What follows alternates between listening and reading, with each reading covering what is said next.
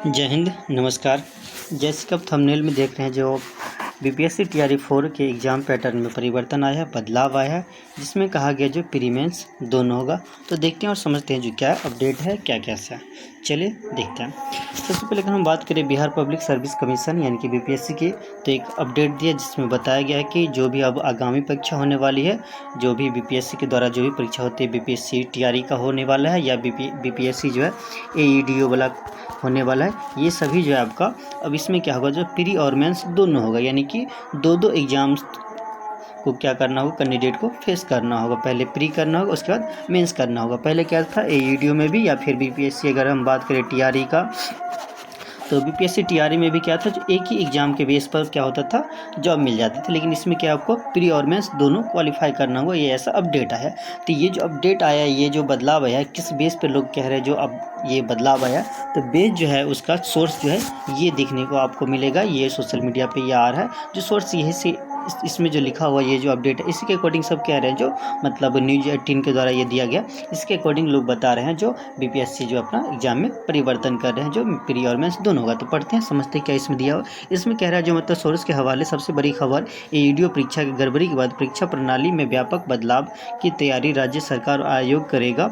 और कह रहा है जो नया प्रयोग अब एकल परीक्षा प्रणाली पर लगेगा पूर्ण विराम, यानी कि एकल प्रणाली परीक्षा अब नहीं होने वाली है। जैसे एईडीओ समेत टीआरई 4 और अन्य परीक्षा में कह रहे जो ये होगी खत्म एकल परीक्षा, यानी कि जो सिंगल परीक्षा होती है, सिंगल पेपर वाला, वो परीक्षा क्या हो जाएगा, खत्म हो जाएगा।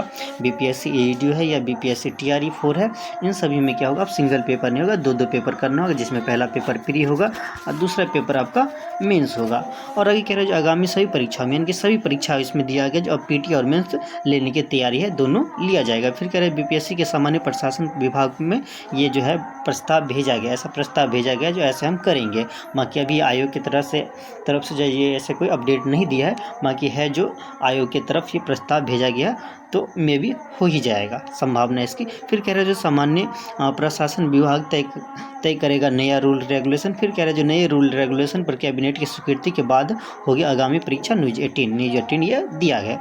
अब कह रहे हैं जो सम्राट सरकार के प्रस्ताव पर लेना है फैसला, एईडीओ परीक्षा का फिर से जारी किया जा सकता है विज्ञापन।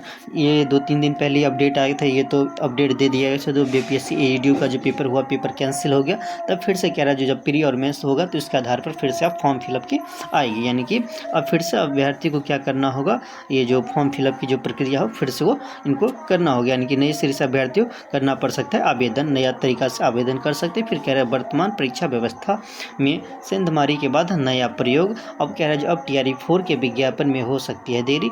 और फिर कह रहा है जो अब नए नियम के आधार पर जारी होगा विज्ञापन। यानी कि टीआरई 4 और एईडीओ को इसमें बात की गई, इनके बेस पर ही बताया जा रहा है, इन दोनों में क्या होगा, बदलाव होगा। बाकी सभी परीक्षा दिया है, जो आगामी सभी परीक्षा में जितने भी परीक्षा होने वाली जो बीपीएससी करवाती है, सभी परीक्षा में अपडेट रहेगा, जो प्री और मेंस दोनों होगा।